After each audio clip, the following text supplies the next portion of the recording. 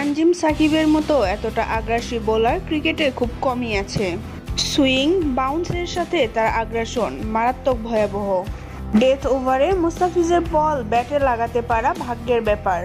এবারের বিশ্বকাপে বাংলাদেশের পেস বোলিং ইউনিট সবচেয়ে বেশি ভয়ানক। এবার মুস্তাফিজ ও তানজিম সাকিবকে প্রশংসায় ভাসিয়ে একই বললেন পাকিস্তানি ক্রিকেটার শোয়েব আখতার। বাঁচা মরার লড়াইয়ে নেপালের বিপক্ষে অবিশ্বাস্য এক জয় দিয়ে সুপার 8 নিশ্চিত করল বাংলাদেশ টিম। আজ প্রথমে ব্যাটিংয়ে নেমে মাত্র 106 রানের সংগ্রহ দাঁড় করায় বাংলাদেশ। অল্প পুঁজি নিয়ে বোলিংয়ে নেমে নেপালি ব্যাটারদের ভয় ধরিয়ে দেয় বাংলাদেশি দুই বোলার তানজিম সাকিব ও মুস্তাফিজুর রহমান। ইতিহাস গড়া বোলিংয়ে 4 ওভার বোলিং করে মাত্র 7 রান দেয় তানজিম সাকিব, তুলে নেয় 4টি উইকেট, আর তাতেই ধসে পড়ে নেপালের ব্যাটিং লাইন আপ। শেষ দিকে মুস্তাফিজুর রহমানের মেইডিন ওভার শুধু জয় না, বিশাল জয় এনে দেয় বাংলাদেশকে।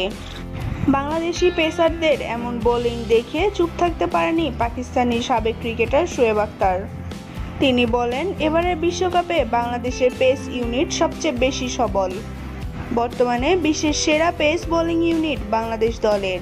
তানজিম সাকিবের যেমন পেস তেমন বোলিং, তার আগ্রাসন বোলিং ব্যাটারদের মনে ভয় ধরিয়ে দেয়। 24টি বলের মধ্যে 21টি বলই ডট বল করা বুমরা ও স্টার্কের জন্য অবিশ্বাস্যকর, আর সেটাই করল তানজিম সাকিব। আর ডেথ ওভারে মুস্তাফিজের বল ব্যাটে লাগানো তো ভাগ্যের ব্যাপার। তার বল যে কোনো ব্যাটসম্যানের জন্য ব্যাটে লাগানো কষ্টকর। 4 ওভার বোলিং করে 7 রান দিয়ে 3 উইকেট নিয়ে দলের জয় নিশ্চিত করেছে সে।